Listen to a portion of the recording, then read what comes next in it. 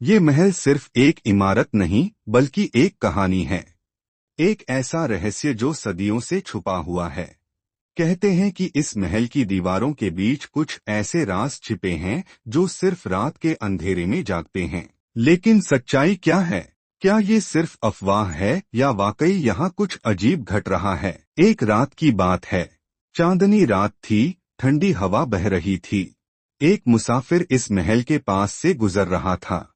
उसके कदमों की आवाज सुनाई दे रही थी, लेकिन अचानक उसे महसूस हुआ कि कोई उसके पीछे चल रहा है। उसने मुड़कर देखा, लेकिन वहां कोई नहीं था। बस हवा बह रही थी और कहीं दूर एक पुरानी खिड़की के चरमराने की आवाज आई।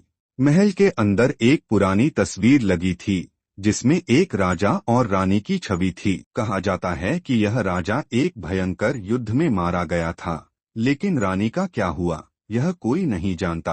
कई लोगों का मानना है कि रात के वक्त यह तस्वीर जीवंत हो जाती है, जैसे इसमें कुछ हलचल हो रही हो। कुछ लोग तो यह भी कहते हैं कि रानी की आत्मा अब भी इस महल में भटक रही है, अपनी अधूरी कहानी सुनाने के लिए। एक बार एक सिपाही जो इस महल की देखरेख के लिए आया था, उसने दावा किया कि आधी रात के समय उसे महल के अंदर से किसी के रोने की आवाज सुनाई दी थी। जब उसने दीवारों को छूने की कोशिश की तो उसे ऐसा लगा जैसे किसी ने उसका हाथ पकड़ लिया हो। डर के मारे उसने वहां से भागने की कोशिश की, लेकिन दरवाजा अपने आप बंद हो गया। महल के नीचे एक सुरंग भी है, जिसमें जाने की इजाजत किसी को नहीं दी जाती। कहा जाता है कि इस सुरंग के अंदर एक बड़ी दौलत छिपी है, लेकिन जो भी इस खजाने तक पहुंचने की कोशिश करता है वह रहस्यमय तरीके से गायब हो जाता है।